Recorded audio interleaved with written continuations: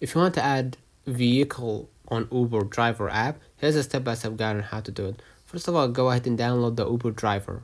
All right, go ahead, and as you can see, I haven't actually added or verified my information yet, but you're gonna see right here, find a vehicle. Go ahead and click find a vehicle, because they're gonna review, of course, all of my information before they approve that I am verified to now drive or work as a Uber driver. So in my case, I'm gonna click find a vehicle. If you have a vehicle, just go ahead and click I already have a vehicle and enter the vehicle information.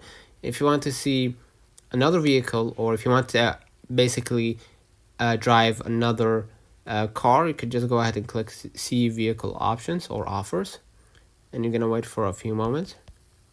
And as you can see right here, there's an offer for the Bank of Social Improvement for getting 300,000 Saudi Arabian riyals for funding, right, with no interest, to basically buy a car. So if you want to know more about that, go ahead and get started with that program, right? The Social Improvement Bank, right? And they will help you finance your new vehicle, right? And you're gonna see, of course, the terms and all that.